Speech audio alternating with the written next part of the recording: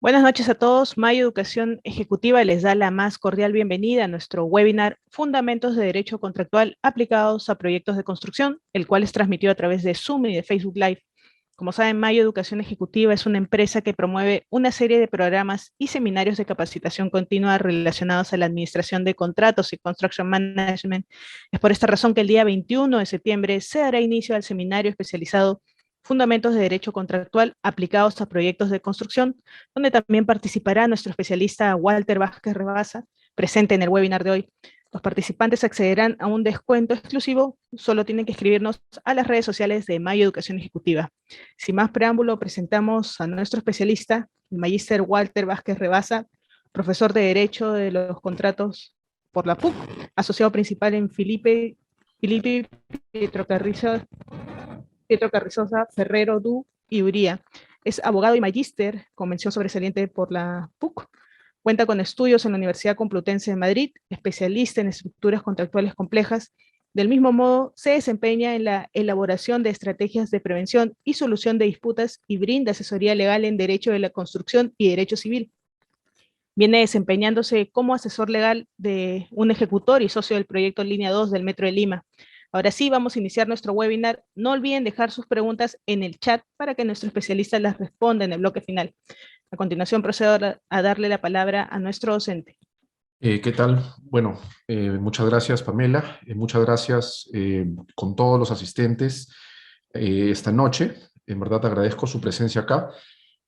Básicamente lo que vamos a hacer es exponer algunos lineamientos esenciales de lo que será el curso Fundamentos Contractuales aplicados, Derecho Contractual aplicados a proyectos de construcción.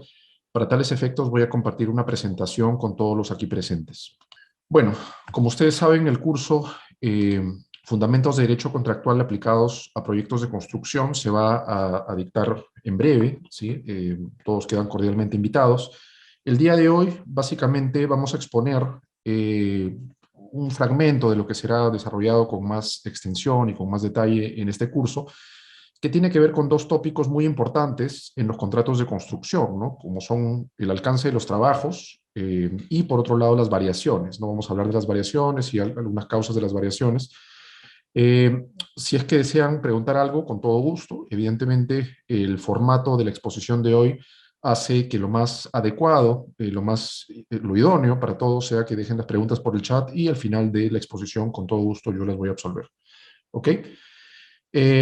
A ver, cuando hablamos de derecho a la construcción, hablamos de una convergencia de componentes, ¿no? El derecho de la construcción es derecho, es parte del derecho, es un área de práctica del derecho donde convergen diversas materias como el derecho administrativo, como el derecho pues laboral para las obligaciones de seguridad y salud en el trabajo y principalmente el derecho civil, ¿no? Y el derecho contractual. Y cuando hablamos de derecho civil y de cualquier rama del derecho en general, hablamos de principios, de reglas y de conceptos que preexisten al momento en que se presentan los conflictos de intereses, al momento en que se presentan las controversias, las discrepancias entre particulares. ¿Sí? No estamos aplicando derecho como si es que hacemos juicios como los que hacía el rey Salomón, ¿no? Que es, digamos, un personaje bíblico muy interesante que todos conocemos el episodio de las mujeres que comparecieron frente al rey Salomón, nos lo narra la Biblia, disputándose la maternidad de un niño que estaba vivo, siendo que una y otra alegaba que era la madre del niño. Evidentemente, en ese entonces, el rey Salomón no podía contar con la prueba de ADN, simplemente no tenía ese recurso a su disposición. Sin embargo, lo que sí tenía era un saber muy, muy agudo, muy, muy perspicaz, muy ingenioso, y entre comillas se habla de justicia salomónica, ¿no? De ahí viene pues la idea de justicia salomónica. Y lo que hizo el rey Salomón en su momento fue decir, ordenar aparentemente a un soldado que corte al niño en dos y le dé una mitad a una mujer, a una, digamos, de las pretendientes, de las que dirigía una pretensión respecto al niño, y la otra mitad a la otra. Una de ellas estuvo de acuerdo, ¿sí? Y la otra de ella prefirió subordinar su interés personal al bienestar de la criatura, al interés del niño. Dijo, bueno, yo renuncio a mi pretensión, denle, no lo maten, denle al niño a la otra mujer, a la otra pretendiente. ¿Qué pasó? Pues el rey Salomón lo que hizo fue decir, oye, esta señora, esta mujer es la madre, es la verdadera madre, que prefirió subordinar su interés propio al interés por el bienestar del niño. Eso es justicia salomónica, eso es leal saber entender, eso es un juicio que puede ser correcto, que puede ser razonable, que puede ser adecuado, que puede hallar la solución correcta, pero el rey Salomón no estaba aplicando derecho, ¿sí? No estaba aplicando saberes, principios, reglas preestablecidas. Aplicó su leal saber entender. Eso en el mundo del derecho tiene un lugar, sí, ciertamente, pero tiene un lugar que está restringido, ¿ya? Que está restringido. En principio, aplicar derecho implica tener conocimiento de principios, de reglas y de normas y de conceptos. ¿Ok? No es aplicar juicio salomónico, eso queda probablemente para el arbitraje de conciencia, sí que no es arbitraje de derecho, precisamente es lo opuesto, lo antagónico al arbitraje de derecho. Entonces, es importante tener en cuenta que el derecho es digamos, un sistema con reglas preexistentes, con reglas que hay que conocer para aplicar. ¿Ok? Muchas veces esas reglas son compatibles con el sentido común, otras veces no lo son, pero hay que aplicarlas, ¿no? Por ejemplo, y ya entrando pues al derecho de la construcción puro y duro, en una oportunidad tuve ocasión de asesorar a una empresa que era un contratista general, por así decirlo, en la ejecución de un proyecto, y esta empresa tenía pues un espacio en el sitio donde realizaba las obras, y dentro del espacio había montado unos trabajos permanentes, unas oficinas, y también unos almacenes. Y sucede que este contratista general subcontrató la realización de unas obras respecto a un subcontratista y le cedió parte de los almacenes que eran de titularidad, por así decirlo, del contratista general. Pero este contratista, este subcontratista, solamente tenía la obligación de montar equipamientos que se le iba a proporcionar, una especie de instalador. No era diseñador ni constructor, era simplemente un instalador de equipos que le iban a proporcionar. Los equipos eran del contratista general. Entonces, para instalar equipos, el subcontratista tenía que tener los equipos, la disposición física de los equipos. El contratista principal le dio la disposición física de los equipos y este subcontratista lo almacenó en el almacén que el contratista principal le había facilitado al subcontratista, pero una vez que el subcontratista ingresó a ese almacén, él administraba la llave, le había puesto candado a este lugar donde, digamos, se habían almacenado los equipos. Y esto era razonable, pues evidentemente porque él era el responsable de la seguridad de, digamos, los equipos que administraba y del almacén. ¿Qué sucedió? Sucedió que el subcontratista incumplió el contrato, recayó en un incumplimiento esencial, ¿sí? Se siguieron los procedimientos contractuales establecidos y el contratista general le resolvió por incumplimiento del contrato al subcontratista. De hecho, este subcontratista nunca llegó a movilizar el 100% de su personal al trabajo, ¿no? Fue un incumplimiento de varias obligaciones, principalmente la de movilización. Pero el subcontratista tenía los equipos dentro de los almacenes, que eran de propiedad del contratista general, ¿sí? Que eran almacenes del contratista general, eran equipos del contratista general, pero el candado, ¿sí? De ese almacén lo tenía el subcontratista, lo administraba el subcontratista. Entonces la pregunta del contratista general fue, oye, ¿yo puedo romper el candado, sacar mis equipos y continuar la instalación con otro instalador? Porque ya le resolví el contrato al primer subcontratista. Y el sentido salomónico seguramente nos va a decir, sí, sí puedes, ¿no? Porque son tus equipos, es tu almacén, ya le resolviste el contrato al subcontratista, pues tienes el derecho de recuperar tus equipos. Eso nos podría decir el sentido común. Pero el sentido común en este caso sería un falso amigo, ¿no? Nos llevaría a una situación en que probablemente nuestro gerente general, ¿sí? Y nuestro gerente de proyecto iba a tener muchos problemas legales, incluso de índole penal. Señores, desde el punto de vista legal, si es que el subcontratista tiene la tenencia, ¿sí? De ese almacén, la tenencia no se puede interrumpir, ¿sí? A través de vías directas, por la autotutela, ¿sí? Se tiene que iniciar un proceso o se tiene que convencer al subcontratista de que voluntariamente, digamos, dé acceso a los almacenes para recuperar los equipos al contratista principal. Si no se hace así, podrían haber aristas hasta penales, hasta penales. Entonces, por más de que el sentido común nos diga una cosa, el derecho, ¿sí? En este caso nos dice otra cosa, que probablemente va a ser lo que prevalezca si queremos evitar problemas, si es que queremos evitar que nuestro gerente general, nuestro gerente de proyecto desfilen por la fiscalía, que ya de por sí, probablemente eso es un riesgo considerable, pues hay que hacernos asesorar, ¿no? Hay que hacernos asesorar. En este caso podría haber un delito de usurpación, podría haber un delito de coacción, pues yo no soy penalista, pero en todo caso hay riesgo legal, ¿no? Hay riesgo legal, no se puede simplemente operar un desarraje a pesar de que la propiedad sea mía, si es que la posesión la tiene otro, ¿ok? o la tenencia, en este caso no es exactamente posesión, hay una diferencia legal a la cual no quiero ingresar en esta oportunidad, pero la cuestión es que simplemente no podía haber autotutela, justicia por la propia mano. Evidentemente, el subcontratista, en ese caso, también estaba recayendo en un delito, ¿no? Un delito al retener indebidamente, después de la resolución, los equipos dentro de su posesión. Entonces, lo que se hizo en este caso fue simplemente advertirle de que devuelva los equipos voluntariamente, si no se lo iba a denunciar por ese delito que estaba cometiendo al no devolver los equipos. Y fue lo que hizo al día siguiente, ¿ok? Voluntariamente. Ahí fue una salida sin contingencias legales, ¿ok? Bueno, vamos a exponer los temas que nos toca el día de hoy: alcance de trabajos y variaciones. Vamos a hablar del alcance de trabajos con ocasión al contrato de obra. El contrato de obra privada, sí, estamos hablando de obra privada, no de obra pública. Algunos principios se aplican, buena cantidad de principios se aplican a la obra pública, no todos, ¿ok? No todos. En este curso vamos a hablar principalmente de obra privada. Pues el contrato de obra privada está definido en el Código Civil, que vamos a usar bastante en el curso. En el artículo 1771 señala: por el contrato de obra, el contratista se obliga a hacer una obra determinada y el comitente a pagarle una retribución. Esta obra determinada, desde el punto de vista civil, como ven, la tipificación es amplísima, ¿no? Puede ser desde una estatua hasta una maquinaria hecha a medida, hasta una planta de tratamiento de aguas residuales, llave en mano y bajo ciertos estándares de rendimiento. La obra puede ser, digamos, hay una tipificación enorme, una flexibilidad enorme para lo que puede ser obra, ¿ok? Pero en todo contrato de obra, y dentro de los contratos de obra, bajo la tipificación civil, se encuentra el contrato de construcción como una especie de subtipo, ¿no? O de tipo del contrato de obra.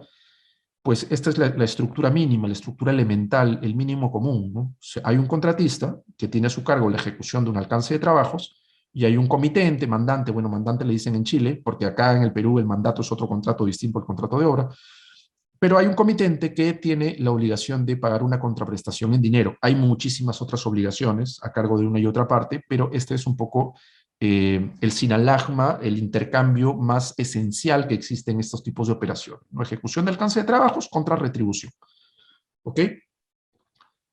¿Qué cosa es el alcance de trabajos? A veces se le llama Scope of Works, SOW por sus siglas en inglés, o a veces se le llama proyecto. Esta noción de proyecto como sinónimo de alcance no es compatible con lo que señala, por ejemplo, el PMI, Project Management Institute. El proyecto es algo más amplio, ¿no? Pero algunos le llaman proyecto al alcance. Nosotros vamos a usar la terminología alcance, ¿ok? ¿Qué cosa es el alcance de trabajos en los contratos de obra, en los contratos de construcción? Pues el alcance de trabajos es el conjunto de obligaciones que son de riesgo y de responsabilidad del contratista. Hay una diferencia entre riesgo y responsabilidad, ¿no? El riesgo es coyuntural, mientras que la responsabilidad es cierta, ¿sí? Y estas obligaciones son necesarias para obtener el producto de trabajo, la obra, el hito final, la culminación sustancial, ¿sí? Y también los hitos intermedios. Pero no solamente hay que obtener el hito final y los hitos intermedios, sino también hay que hacerlo de manera funcional, que cumpla con los estándares de rendimiento, con la finalidad operativa y de manera segura, ¿sí? De manera segura. El alcance de trabajos se encuentra remunerado con el precio. Esto que parece bien obvio es muy, muy importante de cara al segundo tópico que vamos a abordar el día de hoy, a las variaciones. Si es que el alcance de trabajos está remunerado con el precio, para que haya un suplemento de precio, tiene que tratarse de una actividad que se encuentra por fuera del alcance de trabajos. Porque si la actividad es una especificación, una aclaración, un desglose, ¿no?, del alcance de trabajos, pues ya está remunerado con el precio. No hay suplemento de precio por eso. Ahí no hay ninguna variación. Entonces, el presupuesto lógico para que haya modificaciones, cambios, variaciones, es que una actividad esté por fuera del alcance de trabajos, no forme parte, sea una prestación extra, ¿ok?, del alcance de trabajos. Vamos a hablar más de eso a continuación. Entonces, para determinar qué cosa forma parte del alcance de trabajos, el derecho ofrece dos herramientas, ¿no? La interpretación de los contratos y la integración. Esto amerita una explicación mucho, pero mucho más detallada. En interés del tiempo, solamente voy a señalar que la interpretación es una actividad reglada, parametrada, ¿sí?, que tiene principios, que tiene insumos, que tiene normas que lo guían, y cuyo fin, cuya razón de ser es determinar la común intención de las partes que celebraron el contrato de obra, ¿sí? ¿Cuál es el significado jurídicamente relevante de las cláusulas? ¿Cuál es el significado del contenido? ¿Cuál es el significado de los anexos que se interpretan sistemáticamente Eso es el resultado de la interpretación, eso nos lo dice la interpretación. Mientras que la integración es la complementación del contenido del contrato con normas que provienen de fuentes heterónomas. ¿Qué significa heterónomas? Que no provienen de la autonomía privada, que son externas al contrato. ¿Cuáles son las fuentes heterónomas que integran obligaciones a cargo del contratista y también a cargo del comitente? Por ejemplo, las que provienen de la ley, las que provienen de los usos y costumbres, de las buenas prácticas profesionales, ¿ok? Las que provienen de la buena fe objetiva, ¿sí? Y en algunos casos también las que provienen de la equidad. O sea, la integración tiene que ver con lo que las partes no pactaron explícitamente, pero que se entiende que por imperio de la ley complementa el contenido del contrato. Esta integración puede ser imperativa o puede ser supletoria. Es imperativa cuando no cabe pacto en contrario y es supletoria cuando solamente se aplica si es que las partes no han regulado lo contrario, ¿no? Esto lo voy a explicar más adelante. ¿Qué tipos de trabajos integran el alcance a cargo de un contratista?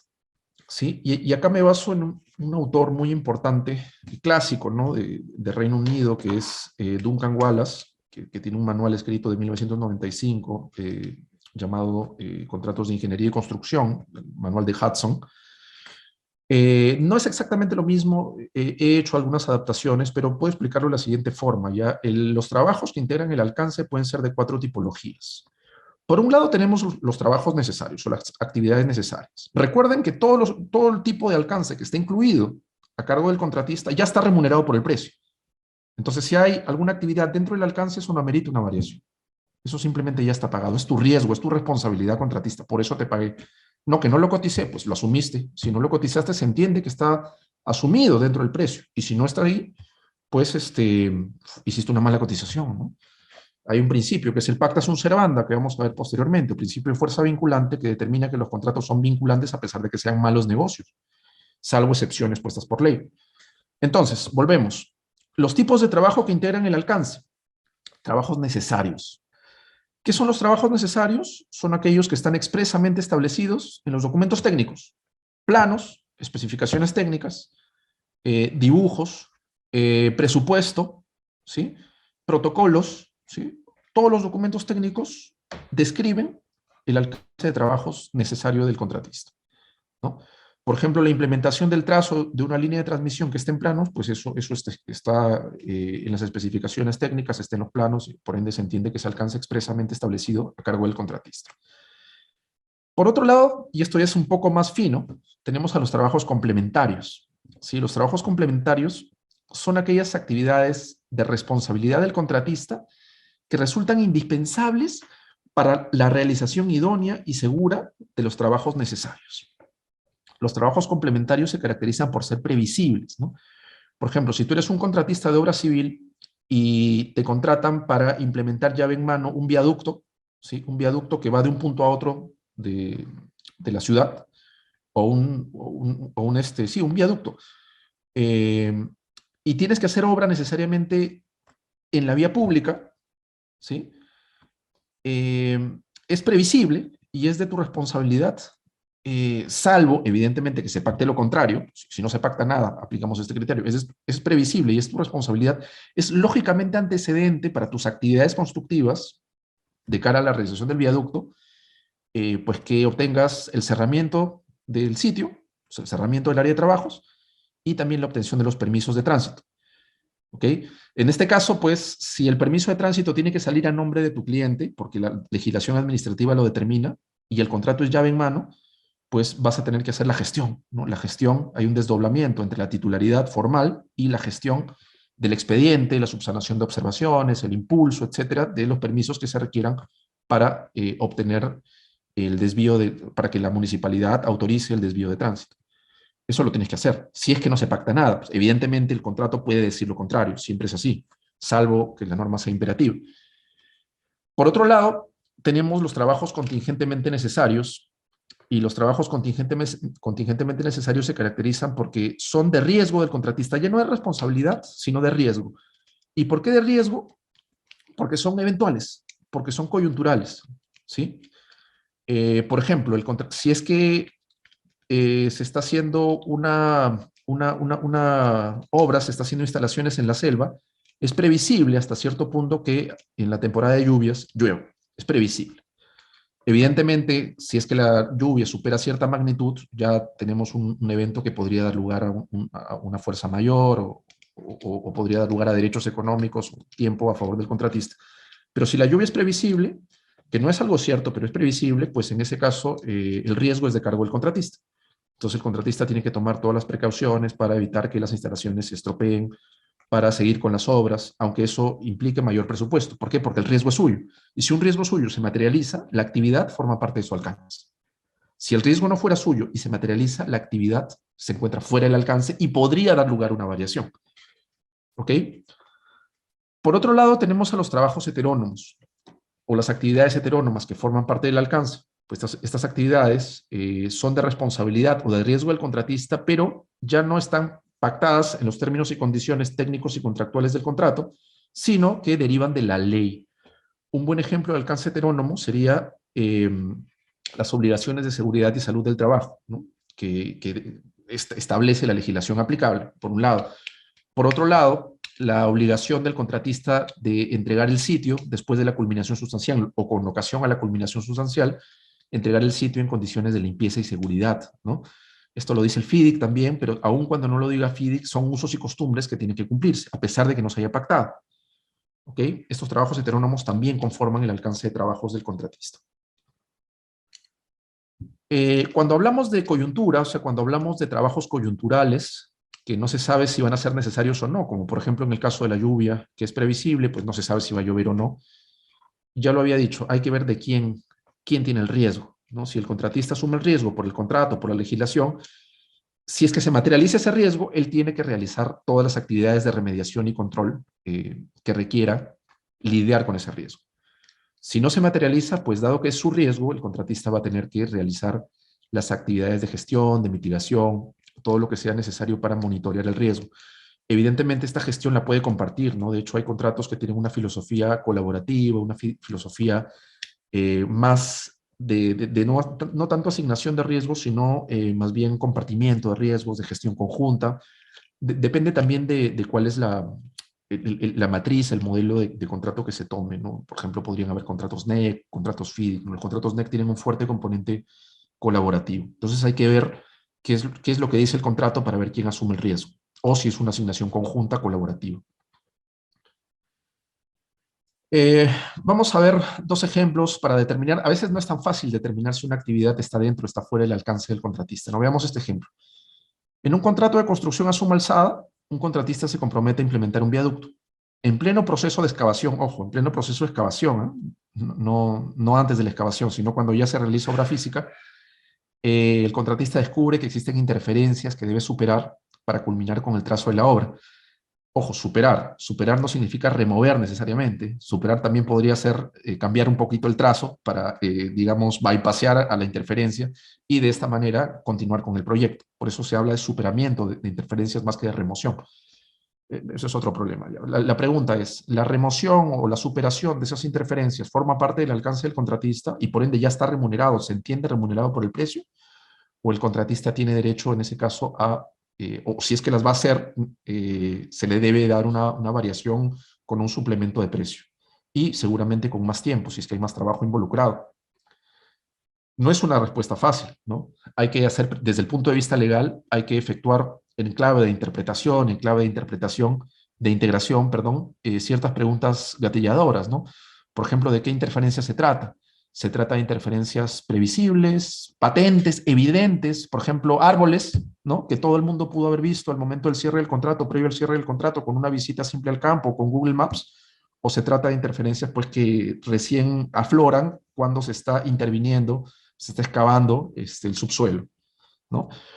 Por otro lado, hay que ver si la remoción de interferencias de este tipo formaba parte de las especificaciones técnicas, si había una partida para remoción de interferencias, si es que el contrato dice expresamente que el contratista está obligado a remover las interferencias o si es que esto da lugar a una variación, eso es una asignación de riesgos, ¿no?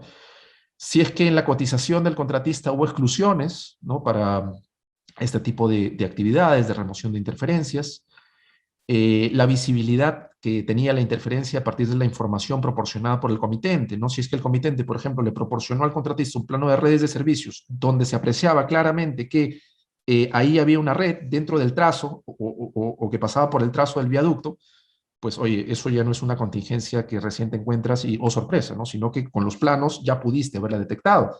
O sea, con ocasión a la elaboración de la cotización, pudiste haberla reflejado en tu cotización, contratista. Por otro lado, hay que ver si existía visibilidad a partir de la información levantada en campo por el contratista previo a la cotización y si tuvo la posibilidad de ir a campo a levantar información, ¿no? Por ejemplo, una cosa es que sea un árbol y otra cosa es que sea un carro, pues que alguien enterró subrepticiamente en los 80, ¿no? Evidentemente, en ese caso, pues no hay forma de que el contratista sepa que esta interferencia se va a presentar.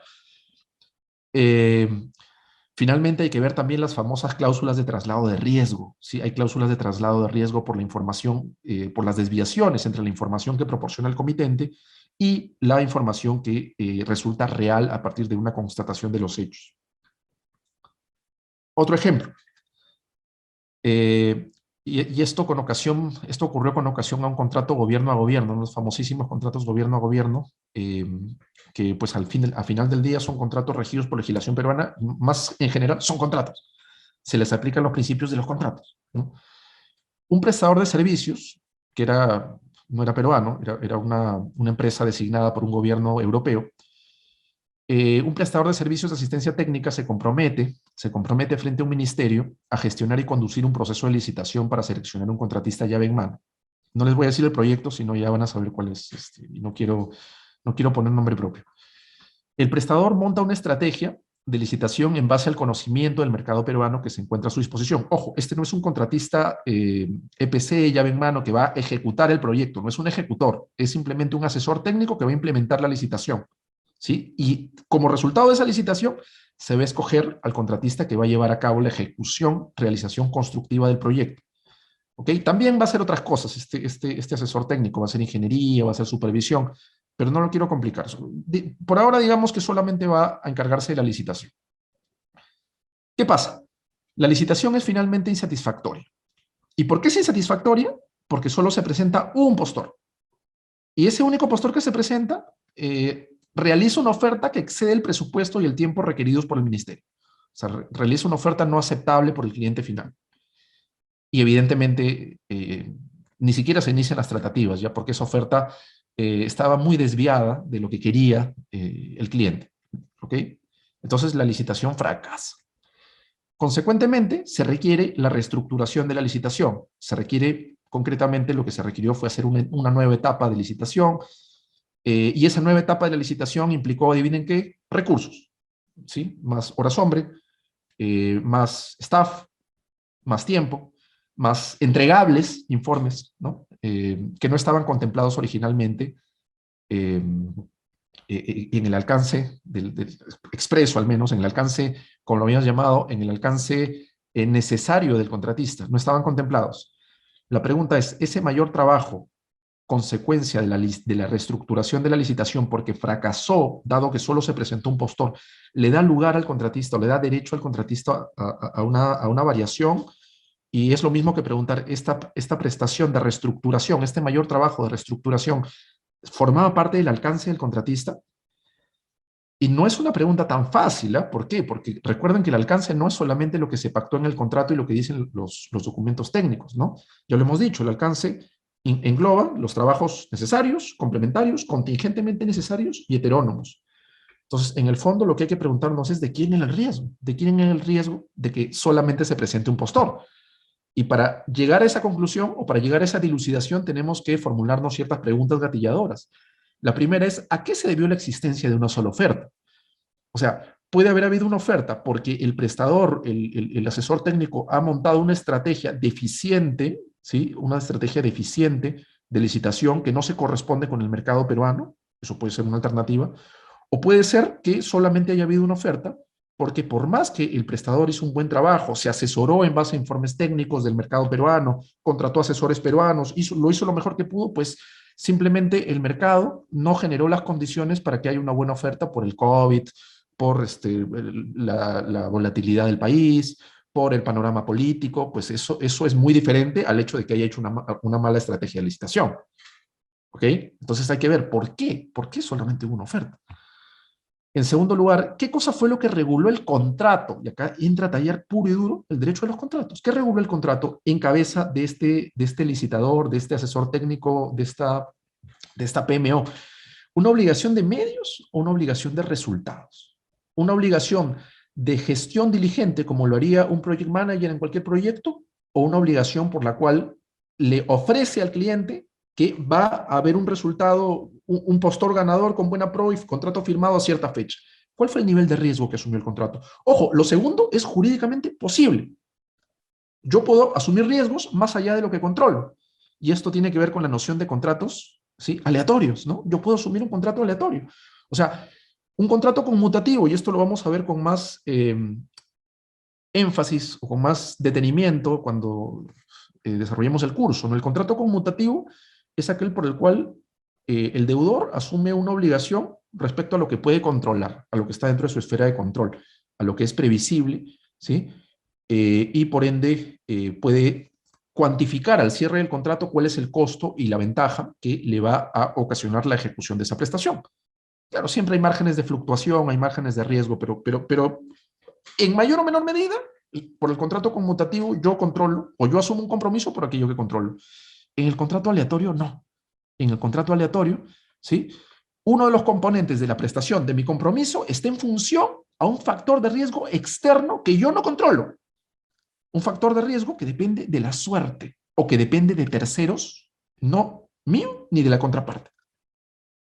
¿Qué cosas son contratos aleatorios? Por ejemplo, los contratos de juego y apuesta, que dependen de la suerte. Los contratos de seguro, ¿no? El siniestro también depende del azar, ¿sí?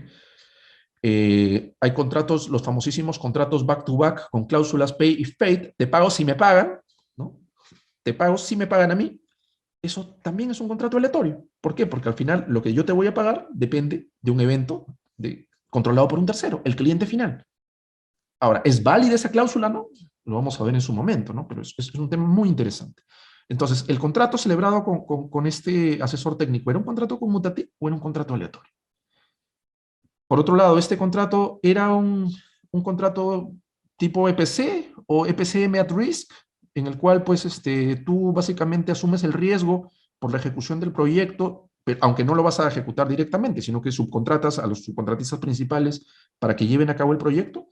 ¿O era más bien un contrato en el cual tú eras un simple asesor que recomendaba y el cliente era el quien contrataba a los ejecutores del proyecto? Esto también es importante, ¿no?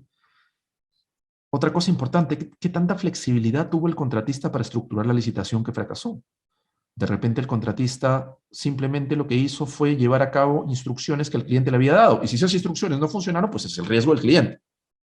Pero si el cliente le dio carta blanca al contratista, oye, tú elige la mejor estrategia, te doy toda la libertad del mundo y tú tomas malas decisiones, pues probablemente ahí el riesgo ya no sea tanto del cliente, ¿no? Porque le dio espacio, le dio flexibilidad para estructurar la licitación al contratista. Volatilidad del mercado peruano al final del día. Si eso fue el factor determinante para que no haya una sola oferta, probablemente el riesgo sea también del cliente, no del contratista. No tiene que ver con lo que controló, con lo que hizo, con la diligencia. Es muy interesante. Si se dan cuenta, no es fácil determinar de quién es el riesgo, ¿no? Pero hay que tener en cuenta variables como estas. Vamos a hablar ahora de variaciones en los contratos de construcción, ¿sí? Brevemente. Cuando hablamos de variaciones, este es el término internacional que se usa en obra privada, ¿no? Variaciones, variations o cambios también. En extrema síntesis, las variaciones al alcance de trabajo tienen tres componentes en un contrato de construcción. Por un lado, y esto es un componente que va a ser familiar a muchos, a los que son abogados, ¿no? El negocio jurídico. La variación requiere de un negocio jurídico modificativo del contrato de construcción. Por otro lado, la variación requiere una alteración en un aspecto de la línea base del alcance, ¿no? Los ingenieros o quienes han estudiado gestión de proyectos, les es familiar el concepto de línea base, ¿no? Línea base del cronograma, línea base del alcance, también hay línea base del contrato. Para que haya una variación se tiene que cambiar, se tiene que innovar, se tiene que sustituir, reducir, aumentar un aspecto del alcance de trabajos preexistente a cargo del contratista. Y normalmente la gran mayoría de variaciones tienen un tercer elemento que es la común intención de impactar la remuneración y el plazo, es decir, genera consecuencias comerciales, normalmente, en algunos casos no, pero lo que se presume es que sí, sí existe la común intención de impactar estos componentes, ¿no? De remuneración y plazo. Hablemos de cada uno de los componentes, ¿no? Eh, pues en primer lugar, para que exista una variación, y esto tienen que tenerlo claro, debe haber un negocio jurídico modificativo del alcance de trabajos, es decir, del contrato celebrado originalmente. Este negocio jurídico puede ser unilateral, ¿no? Y cuando es unilateral tiene que provenir del comitente, del propietario, del mandante, no puede provenir del contratista. El contratista lo que puede hacer es sugerencias, ¿sí? Sugerencias. Pero el comitente tiene que autorizarlas, porque al final del día es su proyecto, ¿no? El comitente tiene que emitir instrucciones o puede haber, si es que es unilateral, básicamente la variación se instrumenta a través de una instrucción, ¿ok? También podría darse que el alcance cambie a través de un contrato modificativo del alcance. En los proyectos se usa el lenguaje orden de cambio, se usa el lenguaje, bueno, también podrían haber variaciones como en forma de regularización en los finiquitos, en las liquidaciones, que es básicamente una aprobación retrospectiva.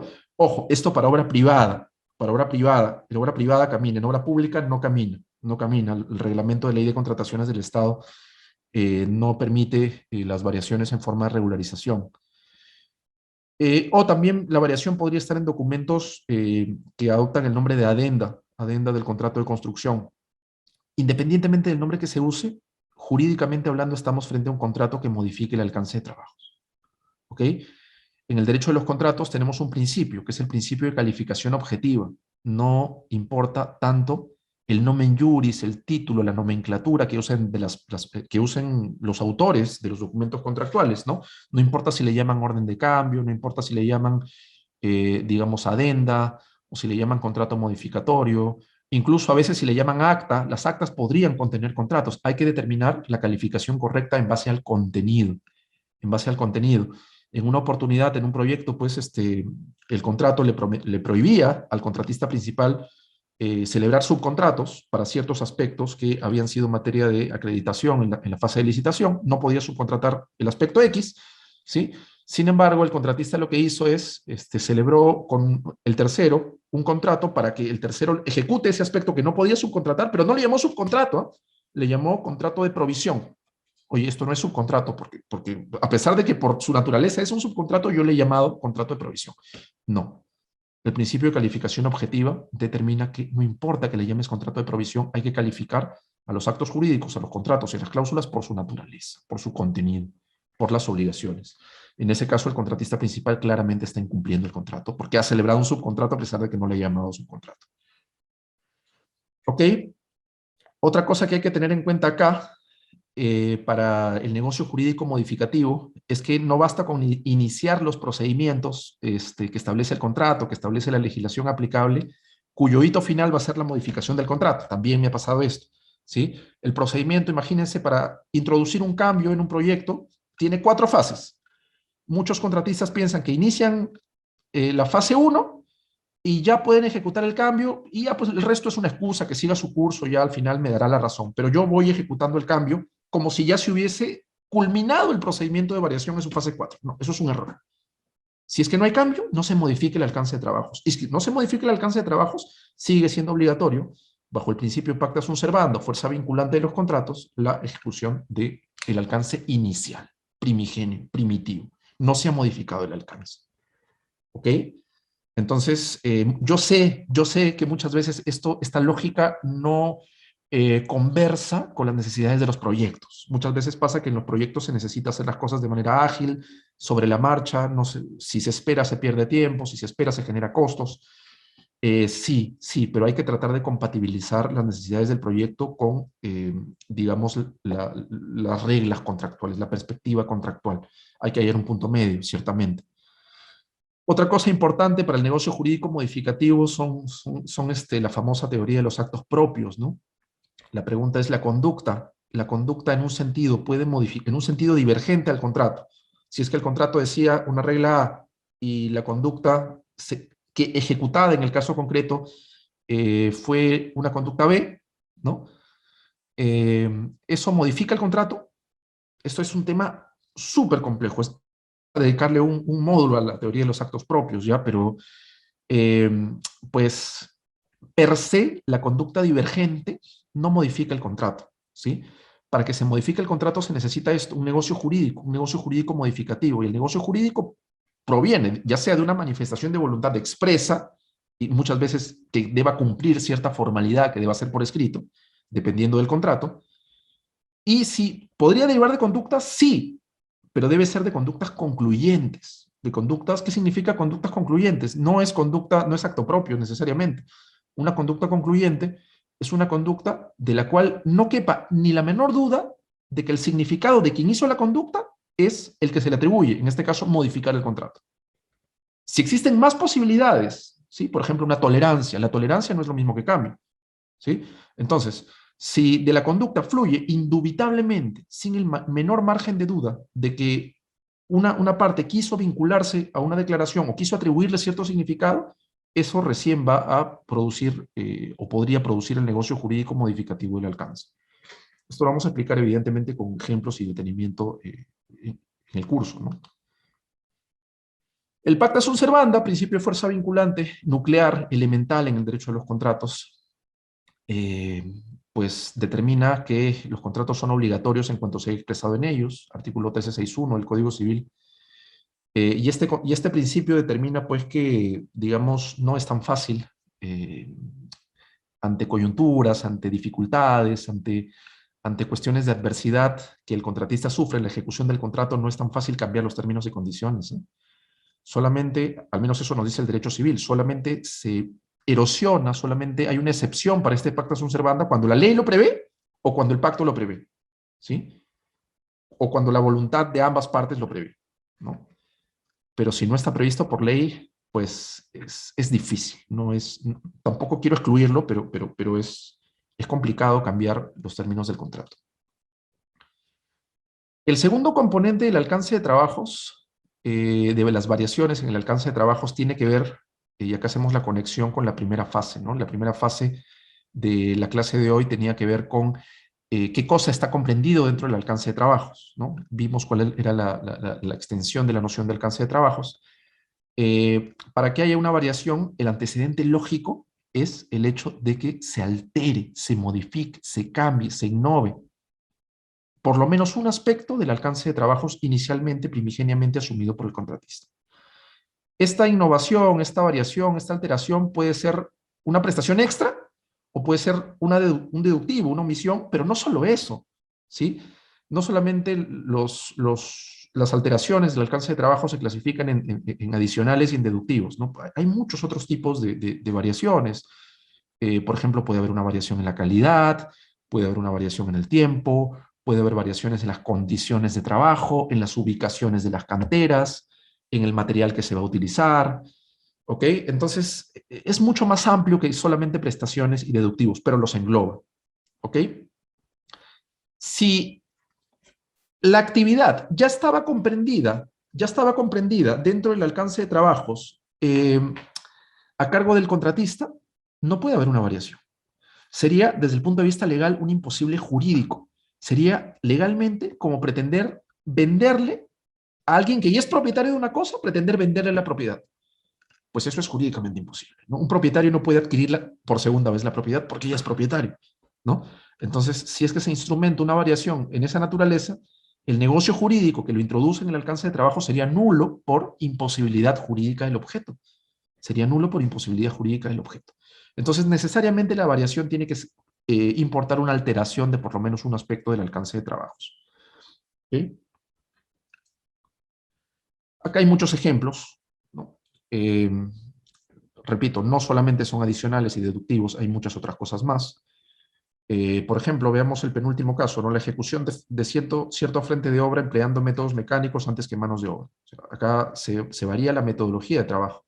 No se varía el entregable, no se varía los trabajos permanentes, sino la metodología de trabajo. Y eso también podría ser una variación, salvo que esté dentro del alcance, ¿sí?, del contratista ejecutar el trabajo bajo cualquier metodología. Ya, si es así, sería una especificación del alcance, ya no hay un suplemento de precio. Pero si es que el alcance delimita, individualiza que el contratista tiene que ejecutar este tramo en la obra con cierta metodología que luego cambia, eso sí podría dar una variación, porque estás yendo por fuera del alcance. ¿Okay?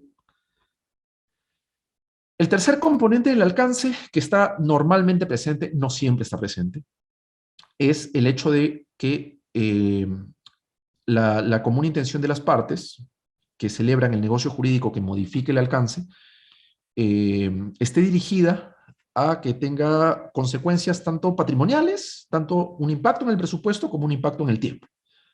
¿Sí? Consecuentemente, si hay más trabajo, pues el contratista tiene derecho a que se le pague un suplemento de precio. Si es que hay menos trabajo, hay una reducción del precio. Si es que hay más actividades, va a haber una ampliación de plazo. Si no, se reduce el plazo. ¿Ok? Eso es lo normal. ¿Podría no darse en el caso concreto? Sí, podría darse, ¿no? Por ejemplo, cuando un contratista tiene capacidad de almacenamiento libre y quiere pues quedar bien con su cliente, quiere ser colaborativo, no le va a cobrar más, te almaceno tus equipamientos mientras no los utilices, no te cobro más, pues podría ser, podría ser.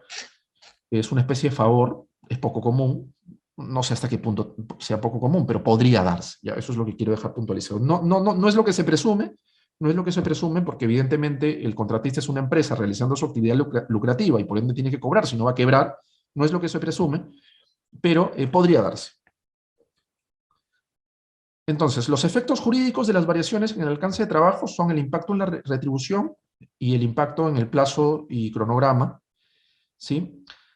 Normalmente, si es que tiene el propósito jurídico si las partes tienen la común intención de generar estos impactos comerciales, pues se van a producir. Impacto en la retribución, impacto en el plazo y cronograma, si es que hay un impacto en la ruta crítica.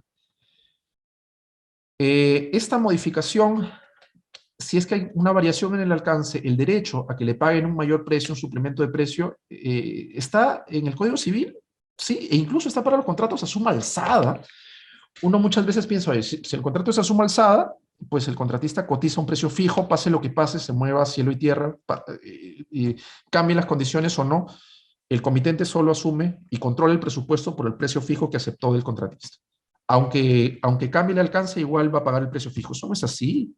Eso no es así. La suma alzada es un precio fijo solo por el alcance originalmente adoptado por el contratista. ¿Sí? Solamente por el alcance original, y el alcance está determinado por la ingeniería, por el contrato, por la ley, ya lo hemos visto anteriormente. Pero si es que hay una variación, pues claramente hay un cambio en el precio. Eso es normal. Si cambia el alcance, cambia el precio. Y esto es tan normal que lo reconoce el Código Civil. Ese mismo código que, digamos, muchos especialistas en derecho de la construcción ni siquiera le pegan un ojo porque dicen que está absolutamente desfasado, ese mismo te dice que en la suma alzada se perfora para permitir el suplemento de precio a favor del contratista. Artículo 1776, el obligado a hacer una obra por ajuste alzado tiene derecho a compensación por las variaciones convenidas por escrito, siempre que signifiquen mayor trabajo o aumento en el costo de la obra. Derecho a la compensación, si hay más trabajo, incluso en las obras a suma alzada. Bueno, para terminar, simplemente mencionar que no son variaciones porque no modifican el alcance de trabajos o porque no hay ningún negocio jurídico perfeccionado, ¿no? Las iniciativas o propuestas que jurídicamente califican como ofertas o como invitaciones a ofrecer, las desviaciones y remediación de defectos del contratista, que son incumplimientos. Tenías que hacer la línea de transmisión con cable antirroedor y la haces con un cable simple, pues has incumplido el contrato. Eso no es un cambio, no has introducido ningún cambio, simplemente el alcance, tu alcance era hacerlo de una forma, lo has hecho de otra forma. Eso es un incumplimiento puro y simple. Los mayores metrados, que vamos a explicar en su momento en el curso, desarrollo de la ingeniería, por ejemplo, los contratistas llave en mano que reciben información, ingeniería conceptual, ingeniería básica, y tienen que desarrollar la ingeniería a nivel constructivo para comenzar la construcción. Ese desarrollo de la ingeniería es parte de la obligación que asume el contratista en un proyecto llave en mano, ¿sí? Por ejemplo, FIDIC plata, por ejemplo, FIDIC amarillo, ¿no? Son contratos donde el contratista no solamente ejecuta actividad física constructiva, sino también ejecuta desarrollo de ingeniería, son parte de sus entregables. ¿Okay? Eso es parte de su alcance, eso no es una variación. Implementación de aclaraciones o especificaciones del comitente, pues también está dentro del alcance de trabajos y por eso no es variación. ¿Ok? Bueno, voy a dejarlo ahí. Espero que se hayan hecho una idea más o menos de lo que va a versar el curso. Nos hemos tomado un poquito más de tiempo de lo planificado. Seguramente varios de ustedes, incluyéndome a mí, que queremos ver el partido. Pero evidentemente voy a tratar de No sé, Pamela, si ahora debo pasar las respuestas o te doy la palabra. Tú- Puedo responder algunas preguntas. Sí, claro, las preguntas que estén en el chat Ya, puedes responderlas, no hay ningún problema. preguntan si compartirán las diapositivas. Esa es una pregunta para la organización. Eh,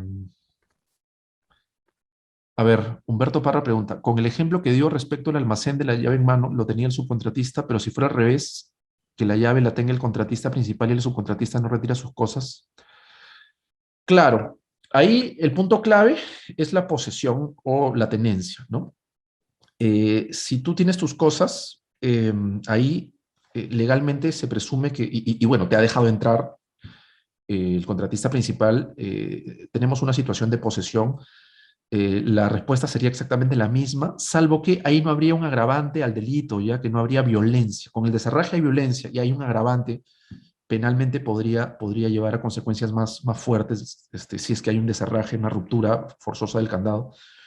Pero si no hay este tipo de ruptura, también hay perturbación de la posesión y eso no se puede hacer salvo con la intervención del juez o voluntariamente el poseedor que abandone la posesión, ¿no? Entonces la respuesta sería que no estaría presente un agravante si no hay ruptura del candado.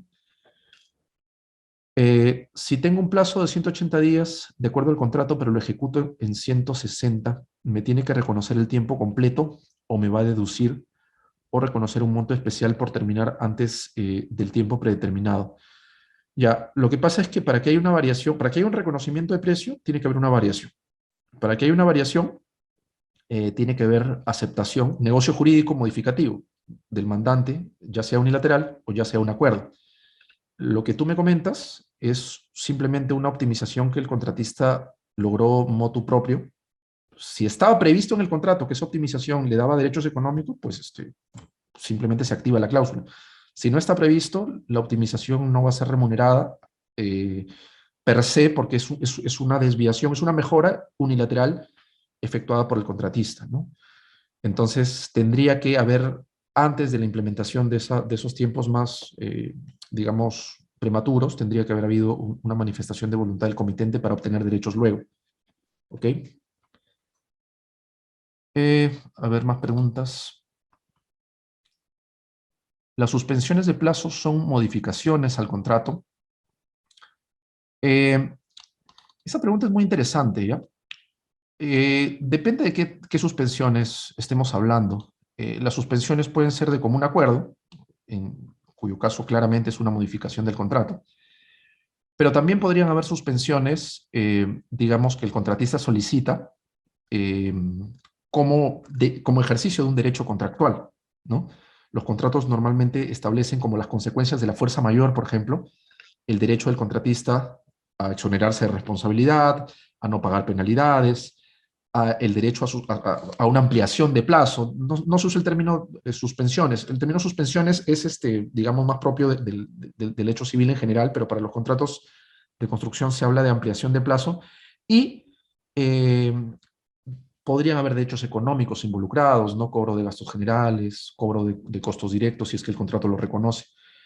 En ese caso, la operativa de la ampliación de plazo es que el contratista hace la cuantificación, sustenta por qué la ha pedido, es un informe técnico jurídico, y el comitente le dice, ¿estoy ok o te rechazo? Si está ok, eso sí sería una modificación al contrato. Si no está ok, el tema se va a ir a una solución de controversias eh, y ya no habría, o digamos, tendrías que esperar el laudo para que haya una modificación del contrato, ya no habría una modificación voluntaria, ya no habría el concepto de variación que estamos viendo en esta clase. Pero si es que hay un acuerdo, cuando hay una suspensión o un evento de suspensión justificado idóneamente por el contratista y el comitente lo acepta, pues sí tendrías una modificación. La operativa es un poco distinta de la que hemos visto, pero al final del día es una modificación, porque se cambian los tiempos, se cambia la asignación de recursos, eh, se cambia seguramente, podría haber alguna partida adicional o podría haber gastos generales ampliados, ¿no? Se está cambiando el contrato, claramente, en términos de presupuesto y en términos de tiempo. En una obra pública suma alzada, el contratista plantea un adicional debido a que el elemento vertical de la obra debe ser reubicado porque debe hacerse una ubicación, eh, porque de hacerse en la ubicación colisionaría con la propiedad de terceros. ¿Es una apreciación válida o estaría dentro de los alcances de trabajo? Ya, yo voy a responder esa pregunta haciendo el disclaimer de que la obra pública tiene particularidades, ¿ya? Pero si fuera para una obra privada, eh, fíjate, es un caso muy interesante, ¿no? Eh, si es que, porque digamos, el comitente es quien libera el sitio, quien entrega el sitio al contratista para que el contratista ejecute los trabajos. Si el comitente le da al contratista el sitio en condiciones que no se puede realizar técnicamente hablando la construcción del alcance de trabajos porque hay problemas de colindancia, porque hay problemas, digamos, de afectación a la propiedad de terceros, ¿no? Y una vez me pasó que, digamos, el comitente, que era el Estado, entregó un inmueble que tenía una franja de concreto, y esa franja comenzaba en el sitio que él me había entregado para que yo, contratista, ejecute los trabajos y terminaba en la propiedad del otro. Yo, como parte de mi alcance, tenía que demoler la franja, pero si demolía la franja, no solamente iba a demoler la parte que estaba dentro de mi sitio, el enclave que estaba dentro de mi sitio, sino también afectaba la propiedad, técnicamente hablando, la propiedad del otro. Entonces, yo no puedo, en realidad lo que ha hecho el comitente, eso es un riesgo del comitente, me está entregando un sitio en condiciones que yo no puedo realizar los trabajos, ¿no? Me está entregando un sitio en condiciones donde es físicamente imposible, técnicamente imposible realizar los trabajos. Entonces ahí yo simplemente, el comitente está en una situación de incumplimiento, yo no puedo hacer la demolición porque voy a afectar propiedad de terceros. Entonces, si es que me demoro, es una demora imputable al comitente. Ahí el comitente tiene que gestionar ese riesgo. Seguramente en el caso que les comento, lo que se hizo fue que el comitente, digamos, tomando conciencia que era su riesgo, llegó a un acuerdo con el tercero para que el tercero le permita hacer la demolición de todo, de su franja también. Ya, ahí sí, digamos, es razonable. Y al final del día, el comitente costeó la demolición también de la franja del tercero, porque demoler una franja de concreto fuera del sitio que se me asignó para hacer el trabajo tampoco era parte de mi alcance. O sea, si bien era técnicamente posible, no era parte de mi alcance. Entonces, eso es un riesgo del comitente. Es un caso muy interesante el que comentas. Ahí podría haber una variación, o en todo caso podría ser que la gestión la corra el comitente, como parte de la asunción de su riesgo. Ahora vamos a responder un par de preguntas más. Si el expediente tiene una deficiencia o omisión referente al tema de diseño y el contratista da alerta durante la ejecución, suma alzada, ¿es responsabilidad del contratista la ejecución a su costo o debería realizar un adicional porque tomando en cuenta el contratista es el ejecutor y no el proyectista? ¿Ello no significaría una afectación al equilibrio económico del contratista? Pues es una pregunta que tiene muchas variables, muchas variables. Para comenzar hay que ver cuál es el tipo de lo que se conoce como Project Delivery System que asume el contratista. Si es un contratista solamente de construcción, por ejemplo, esto pasa en el famoso FIDIC rojo, ¿no? el Red Book de FIDIC, donde el contratista recibe una ingeniería completa y él simplemente ejecuta la ingeniería que recibe.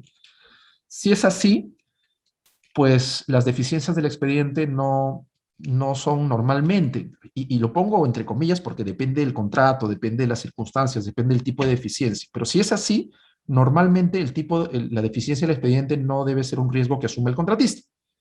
Y si no es un riesgo que asume el contratista, la actividad que se requiera para lidiar con ese riesgo, para remediar ese riesgo, es una prestación extra y se le debe dar al contratista una variación, si no es su riesgo. ¿Okay? Normalmente en los proyectos de diseño clásico, diseño y después construcción, ese riesgo no es del contratista. Si el Project Delivery System es de la suma alzada, o si es un proyecto pues, de asociación público-privada, de concesión, el escenario cambia muchísimo, cambia muchísimo. También hay que ver si hay cláusulas que le trasladan a la otra parte el riesgo de la información desviada, de la información desperfecta, y hasta qué punto esas cláusulas son válidas, ¿sí? Son muy comunes las cláusulas que le trasladan al contratista el riesgo de la información, incluso de aquella información que no pudo ni siquiera empleando la diligencia máxima detectar que era desviada respecto a lo que le dio el comitente. Son cláusulas que se pactan a cada rato, algunas de ellas no son válidas, no podría explayarme ahorita los criterios para la validez o invalidez, pero no todas son nulas, ¿ah? Ojo, porque legalmente yo puedo obligarme por un precio correcto a asumir un riesgo de aquello que no controlo. Lo que decía, contratos aleatorios.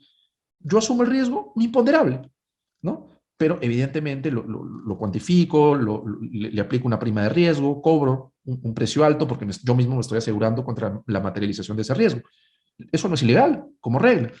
Bajo algunas circunstancias sí es ilegal, depende del caso concreto, depende si es que el comitente celebró un contrato de adhesión, un contrato estandarizado, si me dio el contrato y me dijo fírmalo o no contrato contigo.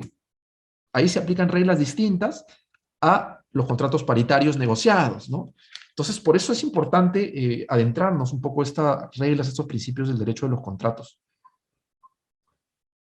A ver, Lucía pregunta, en los contratos a suma alzada, si el costo salió menor, ¿se debe reconocer un porcentaje al comitente de devolución? Y si sale mayor, ¿se le impondrá un porcentaje de responsabilidad al comitente, hablando de errores de cálculos o por la procura? Lo que hay que ver ahí es si es que a consecuencia de qué salió mayor o salió menor el costo. Si es que salió mayor por un evento que estaba fuera del alcance del contratista, fuera del riesgo, que no era un riesgo del contratista, pues él tiene derecho, si es que lo hizo, tiene derecho a que se le dé una variación, ¿no? Porque era una prestación extra. Si es que la fluctuación del suma alzada respecto al presupuesto inicial no se debe a variaciones, sino se debe simplemente a cantidades divergentes, ¿no? A cubicaciones que conforme a lo planificado se desviaron de lo real, pero se mantuvo la ingeniería, se mantuvo el alcance, solamente fluctuó la cuantificación de trabajos. Ese riesgo-beneficio lo asume el contratista. Si es menos trabajo y por ende ha ganado más, no tiene que devolver nada. Si es que es más trabajo y por ende ha ganado menos, tampoco le corresponde pagar nada, porque es un suma alzada. En un suma alzada, el contratista asume el riesgo de la divergencia entre los metrados as planet y los metrados as built, ¿sí? Como regla. Si no cumplo la culminación de la obra en 120 días, tal como lo indica el contrato y el reglamento de un proyecto social, legalmente puedo acogerme a una norma ya acá hay muchísimas variables, ¿no? Porque la pregunta es ¿por qué no cumples el plazo? O sea, hay excusas que la ley civil determina que no son de cargo del contratista o no es de responsabilidad del contratista. La más conocida de todas es la fuerza mayor, ¿no? Artículo 1315 del Código Civil. Hay otras, ¿no? Eh, podría haber pues una imposibilidad imputable al comitente, podrías estar tú articulando una excepción de incumplimiento por incumplimiento del comitente. El comitente no te pagó el adelanto y pues tú demuestras que eres esencial para ejecutar trabajos, o podría ser también una excepción de caducidad de plazo. O sea, hay muchas herramientas civiles que te permiten suspender los trabajos, ¿no? Evidentemente tienes que cruzar un umbral de materialidad, tiene que tratarse de situaciones muy graves. Por algo que no es tan grave, no puedes dejar de ejecutar los trabajos. Esto lo vamos a ver también en el curso. Bueno, acá mandando saludos. Ampliando mi pregunta, dice, pese a que no construí en los 120 días, igual cumplimos con construir fuera ya. Claro, ahí si es que no se cumplió con el tiempo, habría que ver si es que hay algún remedio jurídico que pueda articular el contratista como la fuerza mayor o como alguna excepción de incumplimiento o como la imposibilidad imputable al comitente. Fíjate que, digamos, en obras de tecnología, la demora podría estar justificada en información que no te dio el comitente y que impacta a tu ruta crítica, ¿no? Por ejemplo, si es que pues, estás realizando una línea de metro y tú como inversionista tienes que crear un software de cobro de pasajeros que esté interconectado con una línea ya precedente y el Estado te tiene que dar la información que necesitas para realizar ese software conjunto de cobro, incluyendo la información de la línea precedente, y el Estado no te da esa información, pues ¿cómo te puede exigir culminar en tiempo la entrega de este entregable? Si es que necesitas un input que es de cargo del Estado. Entonces, ahí, evidentemente, pues hay una imposibilidad de culminar, al menos con ese entregable parcial del sistema de control de pasajeros, porque el Estado no te entregó un input, ¿no? Eso es imposibilidad imputable al comitente y te da derecho a una ampliación de plazo desde el punto de vista civil. ¿Cómo hago para poder participar del siguiente taller? Acá Pamela seguramente nos va a comentar al final de la clase. Por la situación coyuntural internacional, el transporte marítimo se ha elevado considerablemente respecto a 12 meses anteriores a la fecha, lo que conlleva que el precio del producto puesto en aduana varíe sustancialmente. El contratista tiene derechos económicos. Acá entramos desde el punto de vista civil, entramos a la institución de la excesiva onerosidad de la prestación. La excesiva onerosidad de la prestación determina que frente a eventos extraordinarios, imprevisibles y que generan un incremento mayúsculo en el costo del proyecto, el contratista tiene derecho a que se modifique las condiciones comerciales del contrato, como la remuneración, que se le dé un suplemento de precio, o podría también darse, si es que el comitente está de acuerdo, la resolución del contrato.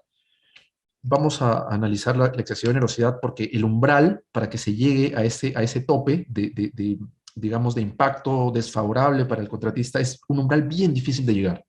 Se puede, pero es bien difícil.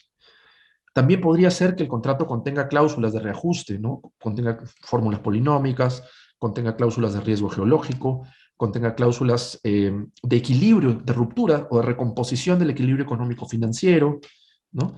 Entonces, esas cláusulas también podrían ayudar digamos, a recomponer el equilibrio económico. En el derecho civil, más bien, es bien, bien discutido, y digamos, te lo digo así directamente, Juan, es muy, muy discutido el hecho de que fuera de las cláusulas y fuera de la excesiva onerosidad de la prestación, el contratista tenga derecho automáticamente a reajustar el precio. Es difícil. Yo sé que en obra pública eso está, digamos, mucho más reconocido, hay muchas más concesiones con el contratista. En obra privada es bien difícil. Sí se podría llegar a sustentar que el contratista tiene derecho a que haya una renegociación por buena fe frente a cierta coyuntura, frente a ciertos imprevistos, podría ser, pero renegociación es renegociación, y derecho a dejar de trabajar o a que se modifique derechamente el precio es difícil. Lo vamos a ver con mayor detenimiento posteriormente. Muchas gracias por la respuesta, muy didáctico. Contratos NEC, la mayor cantidad de obra respaldada por la ingeniería resultante. Entiendo, bueno, este no es un curso de especialización en contratos NEC, pero entiendo que también depende de la tipología del Project Delivery System de contratos NEC, que tiene diversos, ¿no? Que tiene incluso la famosa opción F, que es algo parecido al EPCM. Pero depende de la tipología, ¿no? Hay tipologías parecidas a precios unitarios y hay tipologías parecidas a la suma alzada. Entonces, ambas están previstas en los contratos NEC. En los contratos a suma alzada, por definición, no tienen el alcance definido al 100%. ¿Sí? ¿Cómo definir entre las variaciones imputables al mandante y aquellas variaciones imputables al contratista? Variaciones que surgen dentro de la ejecución del proyecto debido a progresivas mejoras en la definición del alcance. Esto es un tema bien interesante, ¿ya? Ahí tienes que ver cuál es el componente de la ingeniería que varió. No tiene que, digamos, estar definido el expediente técnico o la ingeniería de detalle al 100% para que varíe un componente de la ingeniería que es de cargo o que ha sido proporcionado por el comitente, ¿no? Entonces, aun cuando no haya definición, podría ser que cambie un componente de la ingeniería, no lo sé, pues un equipo, dimensiones, durabilidad, qué sé yo, nivelación, podría ser que cambie, y eso podría dar lugar a un cambio, a una variación. Respecto al segundo punto, si es que hay mejoras progresivas, acá entra a tallar el famoso concepto de la ingeniería del value engineering, ¿no? La ingeniería de valor. Digamos, una lógica que probablemente vamos a explicar también en el curso, pero desde el punto de vista legal, desde el punto de vista del derecho civil, para que haya una ingeniería de valor, no basta que el contratista halle la mejor forma de optimizar un proyecto y simplemente lo implemente, ¿ya? Por ejemplo, si es que el diseño o el expediente técnico, la ingeniería de detalle señala que el contratista, o la ingeniería básica, pongamos lo más simple, un proyecto a suma alzada, la ingeniería básica dice que el contratista debe hacer columnas, y estoy inventando porque no soy ingeniero, evidentemente, con una densidad de, no lo sé, pues de 2 metros, ¿ya? A lo largo de un tramo de 5 kilómetros, ¿ya? Y a la hora de ejecutar, el contratista, pues, para respetar la durabilidad ¿no? Que también es un lineamiento que está en el expediente técnico, la durabilidad señala, la estructura tiene que durar 20 años, ¿no? Y por otro lado te dicen que una de las características de la columna es que la columna tiene que tener, que la columna tiene que tener 2 metros de ancho para una durabilidad de 20 años. Estoy inventando cifras, repito, no soy ingeniero, no me vayan a querer pegar, por favor. Pero si el contratista podría pensar, ya, yo tengo que hacer la estructura con una durabilidad de 20 años. Oye, pero para 20 años de durabilidad no necesitas una densidad de 2 metros, ¿ah?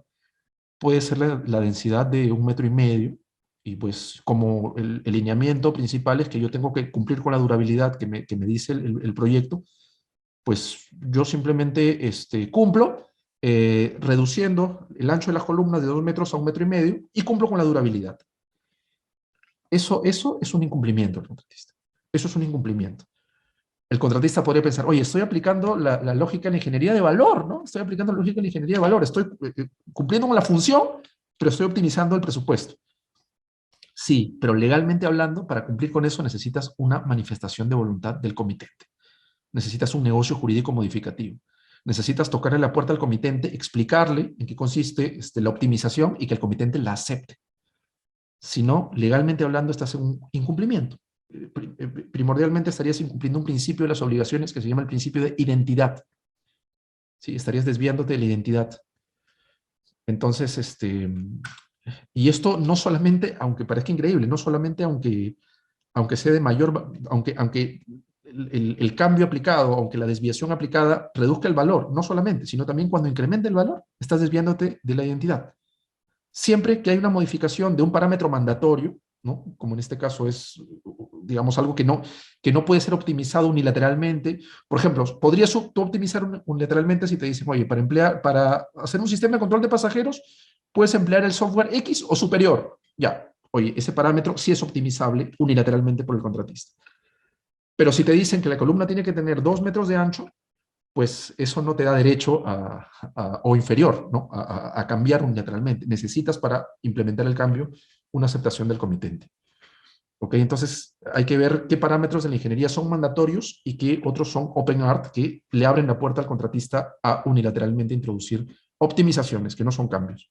¿Ok? Si no, tienes que aplicar la lógica de la ingeniería de valor, para lo cual necesitas una aceptación del comitente. Si no, estás en incumplimiento.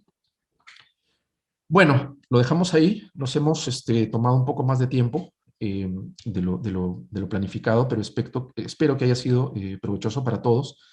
Quisiera invitarlos al curso. Va a ser un curso de 9 horas.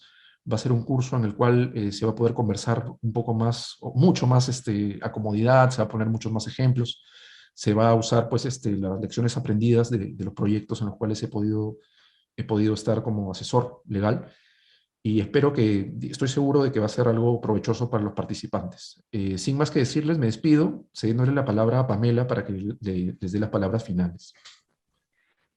Bueno, agradecemos a nuestro especialista por esta excelente exposición, así como también a todos nuestros participantes por su tiempo y por formar parte de un nuevo webinar. Al finalizar la transmisión les estará llegando una encuesta que nos permitirá a nosotros brindarles cada vez un mejor servicio. Los presentes en el webinar accederán a un descuento exclusivo para participar en el seminario especializado Fundamentos de Derecho Contractual aplicados a proyectos de construcción, donde también contaremos con la presencia de nuestro especialista Walter Vázquez. Solo tienen que escribirnos a las redes sociales de Mayo Educación Ejecutiva o al siguiente número 993-712-803. Esta sesión, así como todos los webinars pasados, los podrán encontrar en nuestro canal de YouTube Mayo Educación Ejecutiva y como Mayo ED Podcast en Spotify. Mayo Educación Ejecutiva les agradece su participación. Buenas noches.